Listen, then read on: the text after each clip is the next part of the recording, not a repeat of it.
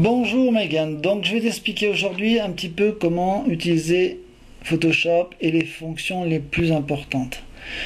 Je te conseille vivement de regarder ce tutoriel plusieurs fois parce qu'il va y avoir pas mal d'informations, mais c'est vraiment les plus importantes et tu vas pouvoir retoucher 95-98% des photos. D'accord? Donc c'est vrai qu'il y a beaucoup d'informations, mais n'hésite pas à revenir dessus. C'est un peu comme le vélo, il faut pratiquer un peu et puis derrière ça devient automatique. Moi je réfléchis plus, je suis même à un point où je dois réfléchir pour faire le tuto. Donc, première chose, tu fais clic droit sur ta photo, ouvrir avec Photoshop. Voilà. Donc si ton Photoshop est éteint ou pas, allumé ou pas, c'est pas un problème, ça t'ouvre Photoshop avec l'image. Une fois que ton image est ouverte, première chose, le cadrage. Donc le cadrage, j'appuie sur cette touche là. Ici, si je veux un format prédéfini style 3/2, donc du 10-15 par exemple, je vais avoir un rectangle aux proportions 3/2. Je ne peux pas avoir d'autres proportions. Si je veux pas de proportions, ici, dans cette case-là, j'en efface une des deux. Après, il me laisse la main. Tu vois, regarde ici, je peux faire ça, il n'y a pas de souci. Donc moi, ce que je veux, d'abord, c'est la mettre droite. Donc ce que tu fais, tu vois, tu viens te mettre, par exemple, on va se mettre sur l'horizon, enfin sur le niveau de l'eau. D'accord? Et ici, avec la petite poignée en forme d'arc de cercle, tu peux tourner ton cadrage. Je suis maintenant parallèle au niveau d'eau. Je remonte, je mets mon point fort sur le personnage. D'accord? Je mets la ligne d'eau sur le premier tiers inférieur. Voilà, la ligne d'eau du ski. Une fois que ça c'est terminé, j'appuie sur Entrée et ça m'a donc positionné et cadré mon image. Alors, première chose à savoir, un petit raccourci qui est bien pratique, au lieu de zoomer, dézoomer, tu vois, tu as la petite main ici, tu fais double clic avec la souris. Automatiquement, ça t'étale l'image au maximum dans Photoshop. Forcément, plus tu as un écran grand, mieux c'est.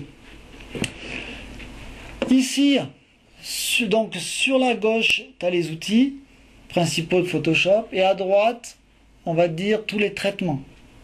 Et en bas, la fenêtre décalque, qui est très importante dans Photoshop, qui va permettre de faire plein de choses. Donc, première chose, on va amener quelques retouches. Alors, dans l'exemple du jour, il n'y a pas beaucoup de modifications à apporter. On va juste s'amuser à venir mettre de la pierre là où il y a de la verdure. Ça apporte rien au niveau photo, mais c'est au niveau du tutoriel. Ça permet de montrer comment on duplique par exemple de la pierre qui est ici pour la mettre à la place de l'herbe. Donc pour ça, on utilise l'outil tampon de duplication. D'accord? Donc le tampon. Le tampon va permettre de prendre une zone, par exemple cette pierre, et l'amener ici. Comment ça fonctionne? Donc quand j'appuie sur tampon, il est venu me mettre toutes ces informations ici. Première chose, je clique là, j'ai l'épaisseur, donc le diamètre du tampon, et la dureté. Alors en fonction des photos, tu mets plus ou moins large et plus ou moins dur. Moi je te conseille de mettre une dureté entre 80 et 90%. D'accord? Cette dureté va faire que le tampon, il ne va pas cloner bêtement une zone sur une autre, il va adoucir la zone clonée. Je montre. Ici, par exemple, à cet endroit, j'ai une fleur. Donc, je viens dessus, j'appuie sur la touche Alt, et j'ai le symbole du tampon qui apparaît. Je clique gauche, et j'ai mémorisé, regarde, il vient sous mon curseur, j'ai mémorisé cette zone. Et je vais lui dire, voilà, je la veux là, donc je reclique. Allez, on va mettre l'herbe à peu près à ce niveau-là. Je clique et je lâche pas. Qu'est-ce qui se passe? Il me clone la zone. Tu vois, à gauche, le cercle montre ce qui clone. Et à droite, tu as la croix qui te dit où je suis. Alors, on s'aperçoit que ici, j'ai encore un peu d'herbe qui apparaît dessous. Tout simplement parce que l'opacité était à 60%. Si tu mets une opacité à 100%, il va être beaucoup plus dur. Donc ça a conservé mon rapport, donc je reclique. Alors je vois que j'ai des gouttes d'eau qui apparaissent, c'est pas grave, je vais les enlever. Donc je prends un peu de pierre, je reduplique, donc je fais le tampon à nouveau, je fais Alt, je duplique cette zone, et après je viens remettre de la pierre ici. Voilà. Alors on voit un petit peu les raccords, c'est pas grave, je redescends mon opacité à 60%, je reprends un peu de pierre, voilà. Voilà. Alors là, ça a cloné plusieurs zones, je retamponne un peu. Personne verra que j'ai pris de la pierre. D'accord? Alors après, il faut fignoler. Et puis c'est en fonction des goûts. Alors il faut éviter de cloner une herbe comme ici, parce qu'on le voit que ça a été dupliqué. Donc à la fin, tu reprends un peu une autre zone, et puis tu tamponnes, et puis voilà. Alors il faut éviter aussi les duplications multiples, tu vois, ici tac, tac, tac, la pierre, donc t'en casses une ou deux, voilà, et voilà. Donc là la pierre a été clonée avec l'outil tampon, donc je rappelle, l'outil tampon, je me mets sur la zone de départ que je veux cloner, j'appuie sur la touche Alt, j'ai le tampon qui apparaît, clic gauche, il mémorise ma zone, et après j'ai plus qu'à faire un clic gauche et redupliquer. Donc maintenant je vais faire les niveaux. Alors les niveaux, soit je prends les niveaux ici par cette petite touche, d'accord, ou soit si j'ai pas ce menu là, je viens ici et je fais niveau. Donc ici il vient me mettre les informations pour les niveaux.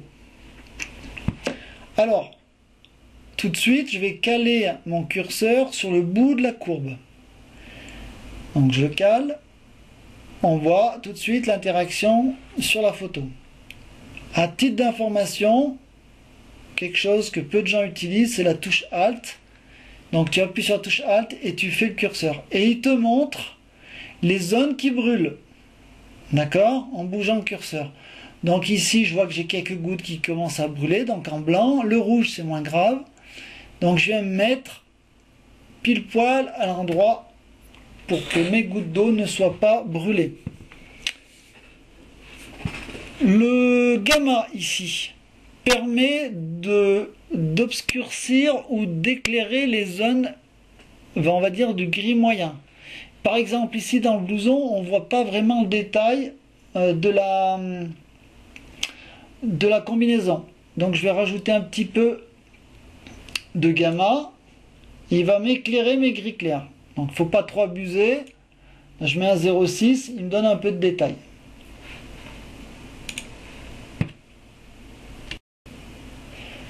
Donc maintenant les niveaux ont été faits après le recadrage. Et un petit coup de tampon pour la pierre. On a vu que lorsque je rajoutais les niveaux, il m'a rajouté un calque. Alors le principe des calques est simple, j'ai ma photo de départ, puis j'empile des calques, un peu comme des feuilles de calque en dessin, et il vient appliquer dessus des traitements. Je les active ou je les désactive avec le petit œil ici. Voilà. Photo sans les niveaux, photo avec les niveaux. Donc on va rajouter des couches. Donc la couche d'après, c'est la vibrance. La vibrance, c'est comme la saturation. Donc j'appuie sur vibrance, il me rajoute donc un calque avec un œil actif, et dessus il y a deux curseurs, vibrance et saturation. Alors la saturation à oublier, d'accord, sauf si on veut faire des photos saturées style automne. La vibrance est bien meilleure. La vibrance est une saturation on va dire semi-intelligente. J'explique. La saturation va brûler au bout d'un moment et va donner des couleurs fluorescentes au sujet. La vibrance va être beaucoup moins puissante, plus douce, et en plus va moins saturer les zones de peau humaine. Donc je vais saturer l'ensemble de mon image, mais intelligemment. Donc vibrance, j'appuie dessus, et puis en fonction de ses goûts, alors ne pas abuser, hein. Là je vais mettre 40. Et pour voir l'effet que ça donne, je clique sur l'œil ou je supprime. On voit que dans les pierres, il donne des tons plus chauds. Donc là c'est un peu chaud, voilà, et là un peu moins chaud. D'accord, au niveau des tons des pierres.